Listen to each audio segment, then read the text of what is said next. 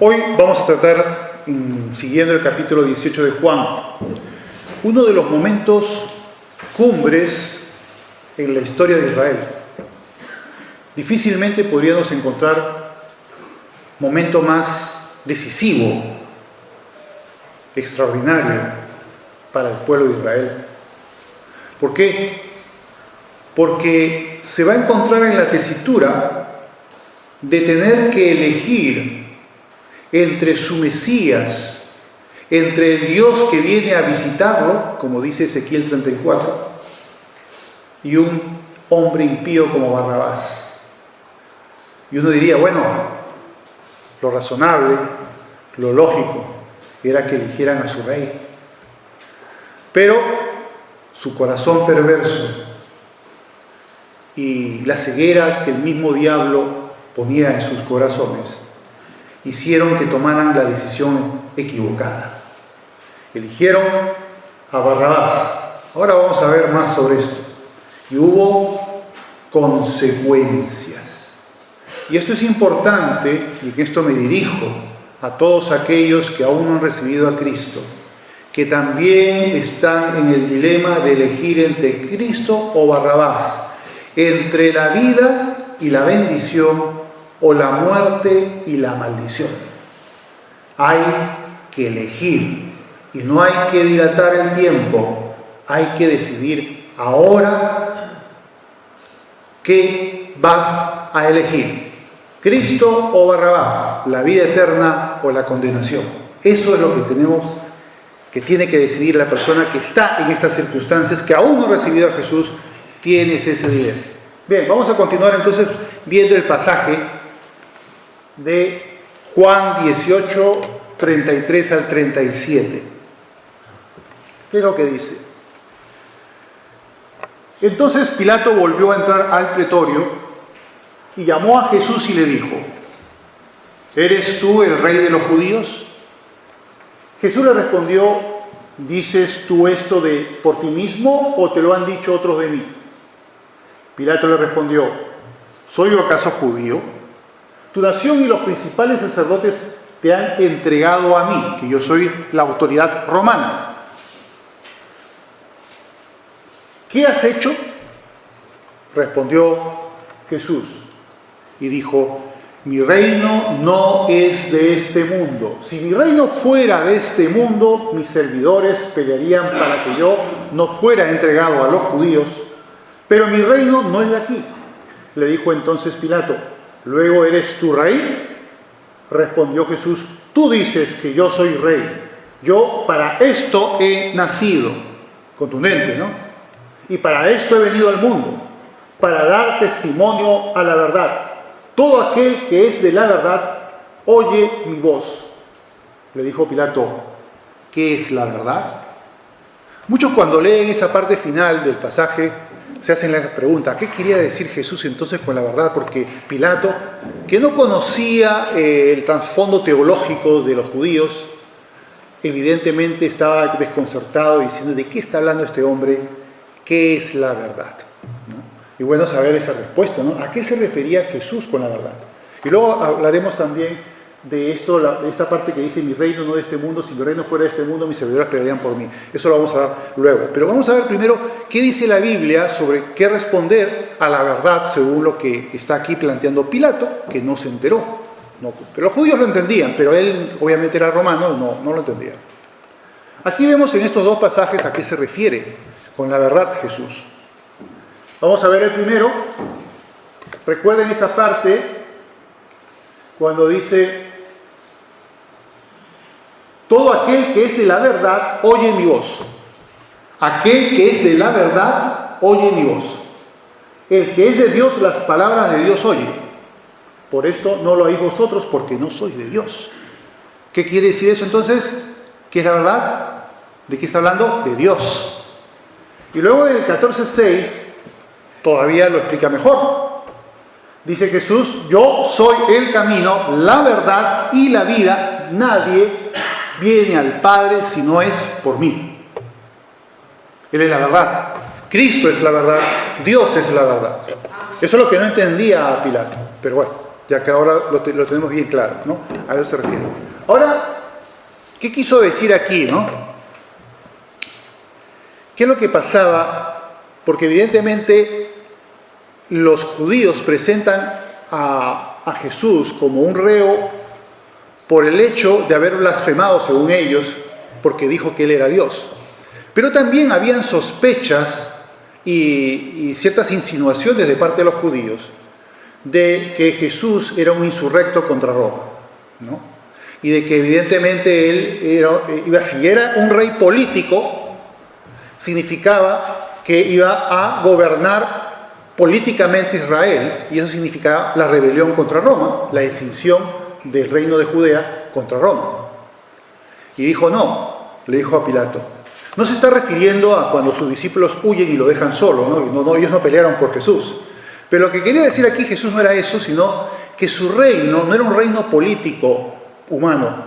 Si fuese un reino político de este mundo, tendría gente a su favor que lucharía, guerrearía para poder autogobernarse por su propio reino y no ser una provincia o dominio de un imperio como era Roma. Por lo tanto, lo que quería decir aquí Jesús es que él no tenía pretensiones de insurrección contra Roma porque su reino no era de este mundo. Era un reino espiritual, un reino que no seguía por las voluntades humanas, sino por el actuar de Dios a través del Espíritu Santo. Por supuesto, había que de alguna manera decírselo a Pilato, que era la autoridad romana, para que lo entendiera. Yo estoy aquí no por ser un insurrecto contra Roma. Yo soy inocente y me están culpando de una cosa que en el fondo es cierta. Sí, yo soy rey, para eso he nacido. En eso no te equivocas. Sí, yo soy rey, pero no rey de este mundo, no un rey político, un rey espiritual. Que en el futuro, por supuesto, será un rey político también, por supuesto, pero no en ese momento. Y bueno, y eso es lo que quiso decir Jesús. Ahora, continuemos aquí con ese punto culminante de la historia de Israel, ¿no? Terrible punto culminante, por cierto. Dice, y cuando hubo dicho esto, Pilato salió otra vez a los judíos y les dijo, yo no hallo en él ningún delito. ¿Por qué los estáis enviando a la muerte si yo no hallo en él ningún delito? Pero vosotros tenéis la costumbre de que os suelte a uno en la Pascua, un reo, ¿no? Entonces fíjate la idea que se le ocurre a Pilato. Dijo, a ver si esta gente les logro convencer de que este hombre no merece la muerte y que lo dejen libre. A ver, les voy a dar la oportunidad que elijan a Jesús o a Barrabás. Era otro reo. Ese reo no solo era ladrón, como dice aquí, también era asesino y era insurrecto. O sea, era un tipo impío. Y era, vamos a ver lo que dice. ¿Queréis pues que os suelte al rey de los judíos? Todavía no sé si lo decía con un poco de sorna o pretendiendo estimular su nacionalismo, a ver si tenían algún tipo de aprecio, o quizás algunos, por Jesús, y dijeran, bueno, pues vamos a elegir a Jesús y no a Barrabás. Era lo que podría haber esperado Pilato de un pueblo que tuviera un poquito de racionalidad. Pero no fue así. ¿Qué hicieron? Entonces todos dieron voces de nuevo diciendo, no a este, sino a Barrabás. Y Barrabás era ladrón. Y bueno, y más cosas. Qué terrible elección. Había venido Dios mismo, el Todopoderoso, a visitar a su pueblo, y su pueblo, totalmente enceguecido por Satanás, lo que hace es rechazar al autor de la vida, a su rey, a su Mesías y a su Dios. Y eligieron a un pobre miserable que era un pecador más de estos del montón. No tiene importancia si era más malo o menos malo, eso no tiene ninguna. Podría haber sido incluso un hombre bueno. Lo importante es que no era Jesús, no era su rey, no era su Dios. Pero estaban rechazando al Rey de Reyes y Señor de Señores. Cuando alguien no ha recibido a Jesús, es porque todavía está rechazando a Jesús. Todavía está escogiendo a Barrabás y no a Cristo. Eso es lo que está pasando a aquel que tiene su corazón todavía enceguecido, obnubilado por el enemigo y no entiende que mientras no dé el paso de fe de recibir a Cristo en su corazón, todavía está rechazando a Cristo para elegir a Barrabás. Eso está haciendo. A ese mismo corazón de entonces, de esos enceguecidos religiosos judíos, está presente en aquel que aún no ha dado el paso de recibir a Jesús. Todavía está eligiendo a Barrabás. Todavía está vociferando, no a este, sino a Barrabás. Y qué terrible error, porque ese error es fatal, lo lleva a la perdición eterna. ¿Por qué? Porque está rechazando al Rey de Reyes, al Dios Todopoderoso, a quien puede salvarle y a quien Él depende el latido de su corazón. Si su corazón sigue latiendo y siguen pasando minutos y horas, es por la misericordia de Dios que tiene ese hálito de vida todavía presente y no muerto, porque eso es lo único que lo separa del infierno, la vida que tiene en este momento. Y eso debería reflexionar, pensar y ser agradecido al Dios que le dio la vida y reaccionar en consecuencia. Lamentablemente muchas veces, como vamos a ver ahora, no se da eso. Esperemos que la persona que pueda escucharnos pueda entenderlo, ¿no? Aquí lo ponemos en YouTube y bueno, también gente de otras partes que ve los vídeos y pueda haber quizás alguien que pueda estar en esa situación y Dios le dé la luz para entender esto. Bien, vamos a continuar con este pasaje de Isaías para que veamos cómo el corazón puede torcerse, ¿no? Algo esto es muy común de la época actual, ¿no? Cuando todos los valores están invertidos y vemos que lo malo es bueno y la gente pone a lo bueno como malo, ¿no? Todo está de cabeza. Y eso, ellos estaban en ese momento también de cabeza, totalmente invertidos. Fíjense lo que dice Isaías 5 del 20 al 21. Dice, ay de los que a lo malo dicen bueno y a lo bueno malo, que hacen de la luz tinieblas y de las tinieblas luz, que ponen lo amargo por dulce y lo dulce por amargo. Ay de los sabios en sus propios ojos y de los que son prudentes delante de sí mismos. Oh, sí, yo estoy muy al control, yo soy muy prudente, yo soy muy sabio, yo sé lo que hago, yo sé lo que hago con mi vida, yo sé lo que decido. Y en su necedad se enceguece, se obnubila y al final lo único que logra hacer es cometer el peor de los errores, que es rechazar a su Salvador, ¿no? Y eso es algo muy peligroso. Ahora vamos a este pasaje de Jueces para ver cómo esto que hace Israel en ese cumbre momento también lo han hecho muchas veces. No es la primera vez, esto es solo un ejemplo. Es solo un ejemplo. Muchas veces han hecho lo mismo. Rechazar a Dios para buscarse a un demonio considerado Dios. Los diosecillos de poca monta que están por todo Oriente Medio, por todo el mundo, que no son más que demonios, y dejaban al Dios Todopoderoso por un demonio. Vamos a ver este caso de Jueces 8, 33, 35, para darnos una ilustración de qué hay en el corazón de este tipo de personas. Dice, pero aconteció que cuando murió Gedeón, los hijos de Israel volvieron a prostituirse. ¿A qué se refiere con prostituirse? Que precisamente se prostituía en un término literal. No, se está refiriendo espiritualmente. Ahora, que hubiesen prostituido, pues quién sabe también, ¿no? Pero no se refería a eso, sino a prostituirse espiritualmente, es decir, a meterse con cualquier dios. El corazón adúltero del corazón de los israelitas dejaba a su marido, vamos a decirlo, a su esposo, por así decirlo, por otras parejas que eran otros dioses. Dejaba a su propio Dios por otros dioses. Y dice, los hijos de Israel volvieron a prostituirse yendo tras los Baales y escogieron por Dios a Baal Berit. Fíjate, una variación de Baal. Y no se acordaron los hijos de Israel de Jehová su Dios. No se acordaron los hijos de Israel de su Dios, que los había librado de todos sus enemigos en derredor. Cuánta gratitud tendrían que tener y sin embargo eran ingratos.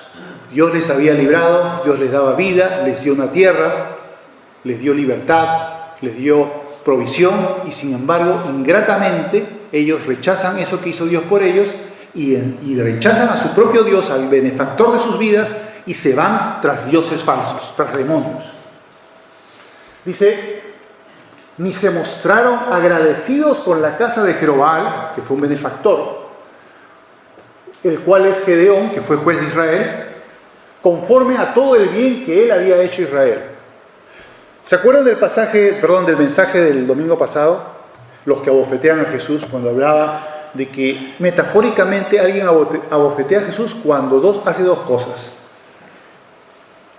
No reconoce y desprecia a Cristo, y segundo, es ingrato, desagradecido.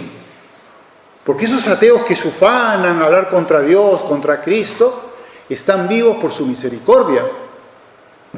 Es por eso que pueden hablar, es por eso que pueden pensar, y hay sangre en su cerebro para poder irrigarlo, y que puedan hacer la sinapsis de las neuronas y puedan pensar y hablar sus tonterías.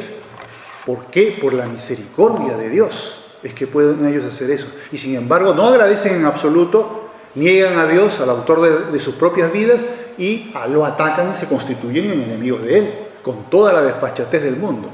Y vemos pues eso que se cumplía también en el caso de los israelitas, en este caso, ¿no? Rechazando a Jehová, a su Dios, y teniendo por tanto por dioses falsos a innumerables diosesillos de Oriente Medio. Ahora vamos a ver un pasaje que es maravilloso. La verdad, yo estoy impresionado de este pasaje de la Biblia porque dice tantas cosas. Es como para analizarlo en una sola prédica y solamente dedicarle ese pasaje. Es verdaderamente maravilloso. Recuerdan que el domingo pasado les decía que habían dos pasajes en la Biblia y había un tercero que no recordaba bien, donde hay esta expresión que dice así: te llamé y no respondiste. Son dos pasajes bien duros. Pero dice, hay un tercero, que no recordaba dónde. Y justo ahora que estaba preparando el mensaje de hoy, lo encontré. Y es este que está aquí, ahora lo vamos a ver.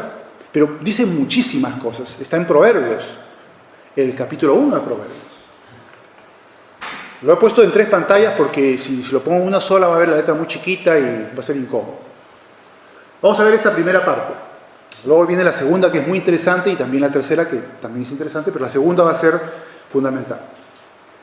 Dice Proverbios 1, verso 20 al 23. Dice, la sabiduría clama en las calles, alza su voz en las plazas, clama en los principales lugares de reunión, en las entradas de las puertas de la ciudad, dice sus razones. La sabiduría. ¿De quién? De Dios, el Espíritu Santo. ¿Hasta cuándo, oh simples, amaréis la simpleza? ¿Y los burladores desearán el burlar? ¿Y los insensatos aborrecerán la ciencia? Fíjense lo que está diciendo aquí, 3 características de ese tipo de personas, o actitudes que ese tipo de personas puede tener: simples, burladores y aborrecedores del conocimiento. Cuando dice ciencia, aquí se refiere a conocimiento. Dice, volveos a mi reprensión, escucha mis palabras, si te reprendo es porque te amo, porque quiero salvarte. Eso quiere decir Dios. No es para que te enojes, no es para que te ofusques, no es para que te pongas como encierres en tu concha. No. Yo lo que quiero es que te vaya bien. Quiero salvar tu vida, quiero salvar tu alma. Quiero recuperarte para mí, no perderte. Y eso es lo que está haciendo. Volveos a mi reprensión. He aquí, yo derramaré mi espíritu sobre vosotros y os haré saber mis palabras. Profecía prácticamente 1000 años antes de Pentecostés, del momento cuando el Espíritu Santo es derramado sobre su iglesia. Ahí está, fíjense, lo escribió Salomón casi 1000 años antes. Increíble, ¿no? Vemos las profecías que hay allí. Ahora vamos a esta otra parte, la parte de continuación de este pasaje, de los versos 24 al 30. Dice, aquí viene la parte que les comentaba antes, ¿no? Por cuanto llamé y no quisiste oír. ¿Se acuerdan? Te llamé y no respondiste. Aquí es lo mismo, básicamente. Por cuanto llamé y no quisisteis oír. Yo pregunto a esa persona que aún no ha recibido a Jesús, ¿será que tú estás también igual queriendo taparte los oídos y no querer oír? Vamos a ver qué dice luego. Extendí mi mano y no hubo quien atendiese. ¿Tú alguna vez has extendido la mano a alguien para saludar y no te ha querido dar la mano? Algo parecido es como un desprecio, ¿no? Oye, te he tendido la mano para saludarte, para recibirte, para darte calor. Y sin embargo, tú te importó un bledo y no has correspondido a eso. ¿Qué dice luego? Dice, extendí mi mano y no hubo quien atendiese, sino que desechasteis todo consejo mío y mi reprensión no quisisteis. Otra vez habla de la reprensión que fue rechazada. También yo me reiré de vuestra calamidad, porque van a haber consecuencias. Por rechazar a Dios va a haber consecuencias, y muy duras. Y me burlaré cuando os viniere lo que teméis, cuando viniere como una destrucción lo que teméis y vuestra calamidad llegare como un torbellino, cuando sobre vosotros viniere tribulación y angustia, porque llegará. ¿Recuerdan el pasaje que vimos el domingo pasado cuando el Señor en esa parábola dice que muchos querrán entrar en el reino de Dios y no podrán cuando ya se haya cerrado la puerta y estén fuera y digan, Señor, Señor, ábrenos? Y que el Señor les dirá, lo siento, yo no sé de dónde sois. Nunca os conocí, hacedores de maldad. ¿No? Esto es muy parecido. Fíjense lo que dice la parte amarilla. Fíjense cómo ahora se trastoca el asunto. Primero era, te llamé y no respondiste. ¿Recuerdan el pasaje de Apocalipsis 3:20? Que hoy supongo que lo sabemos de memoria. He aquí, yo estoy a la puerta y llamo. Si alguno oye mi voz y abre la puerta, entraré a él y cenaré con él y él conmigo. Está tocando la puerta de tu corazón. Abre. No te digas que no hay nadie en casa, que no quiero abrir. Pero vemos que si sigues así, calladito, y no atiendes, y no quieres abrir, llegará el momento en que la puerta ya no sonará. Y fíjense lo que dice aquí.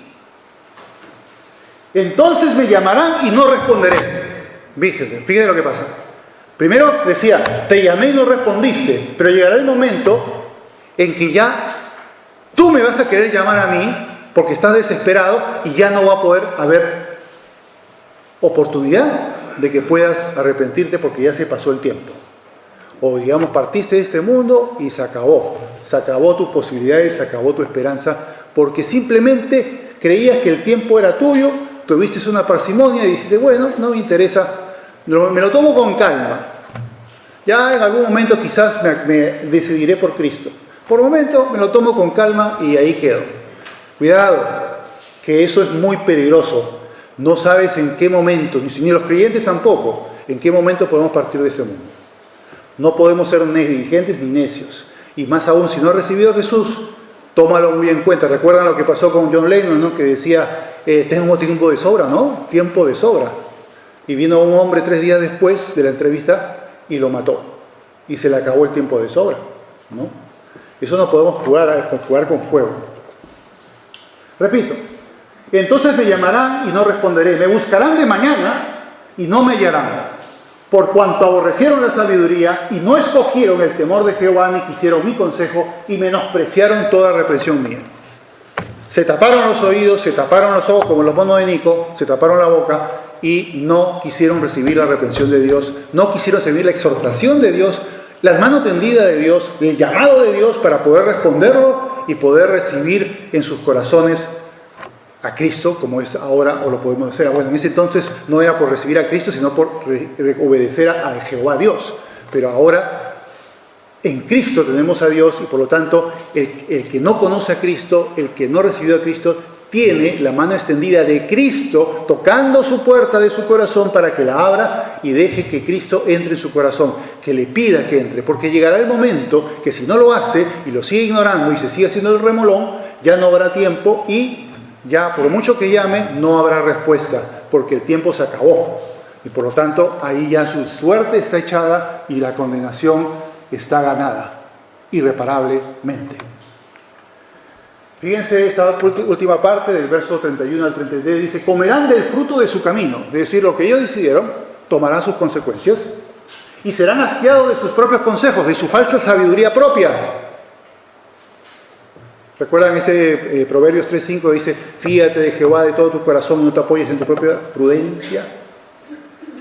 Reconócelo en todos tus caminos y él enderezará tus veredas. Bueno, pues esta gente pues ni lo reconoce ni nada. Están en su propia prudencia y en su propia prudencia perecerán. ¿Qué dice luego?